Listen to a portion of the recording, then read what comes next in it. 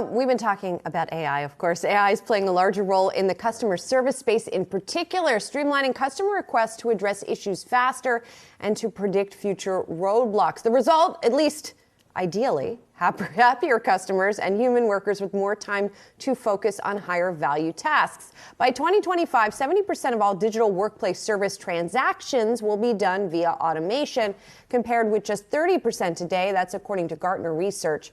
Software solutions company NICE is bringing conversational AI to the customer experience with their CX1 system. The company currently partners with more than 25,000 organizations worldwide, including American Airlines, Disney, and Morgan Stanley. Barak Eilam, the CEO of NICE, joined us now with how AI is shaping the future of the customer service experience.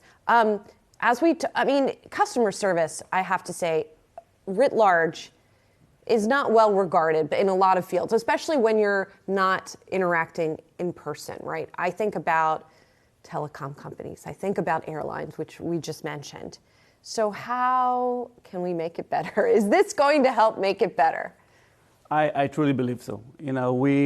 I've been in this space for about 24 years, and I've been the CEO of NICE for 10 years.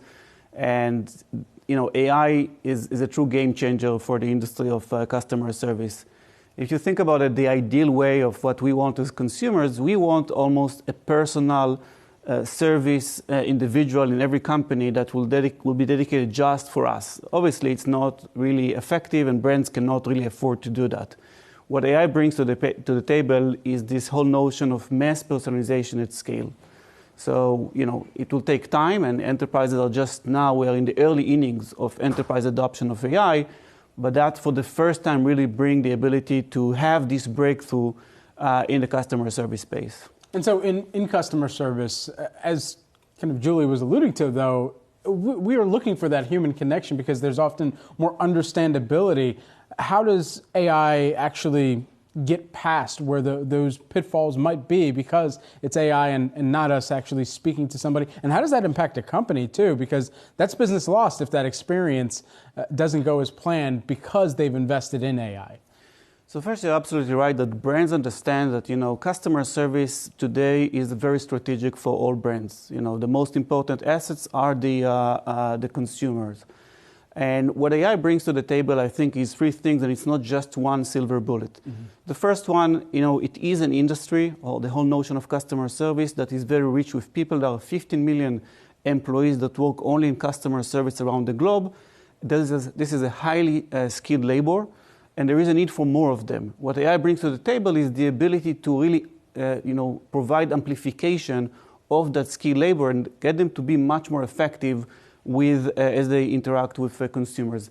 The second is the whole idea of the ability to take decisions at a much faster velocity by organization and take care of you as a consumer right now and not just in a day or two from now. And the third is what I said about the mass personalization at scale. It's not going to be just one thing. It's not everything going to go into AI. We see it already today with what we do with customers and enterprises.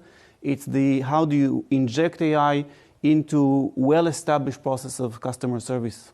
So just to make it very concrete for people, when I'm doing a live chat with whatever company, let's say my phone company, which I may or may not have, my internet provider, which I may or may not have interacted with earlier in the week, I'm typing into the chat and the bot comes back to me and says whatever it says, which is not what I wanted from this company. So is it already being put in place through some of your products that it will better understand what I want and give me back a better response? And then also, when I get connected with the human, cue the human perhaps in a better way. Is that what's already happening in your product?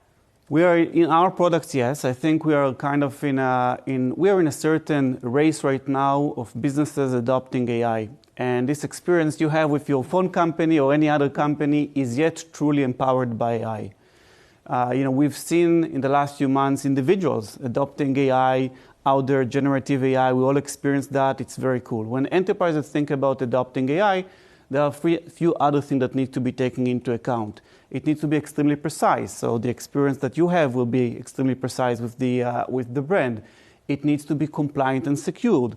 It needs to be aligned with the brand business goals and you know, what they want to achieve from the interaction with you. And of course, it needs to be tightly connected to all the backend system. And that's how you'll get to a much better experience. And at the end of the day, it does need to connect at the important moments to that service individual that sits on the other hand and can intervene in the moment that there is some ambiguity about your intent as a consumer, so you won't get lost in this journey. So we were talking earlier in the show about how this is very conceptual right now and we want more concrete. So tell me concretely what the demand is for this product from your customers right now. The demand is extremely high, and enterprises understand today that, you know, generative AI is really the next big thing. However, the interaction we have with customers, and we have 25,000 customers, we cater to the 85% of the Fortune 100, is that they cannot take just generic generative AI and put it into their environment. From the reasons I've mentioned before about security and compliance and zero tolerance for errors and alignment to the brand. So we are right now seeing a dramatic increase in both the demand for the solution that we have. We have a platform called CX1 and its core AI called Enlighten.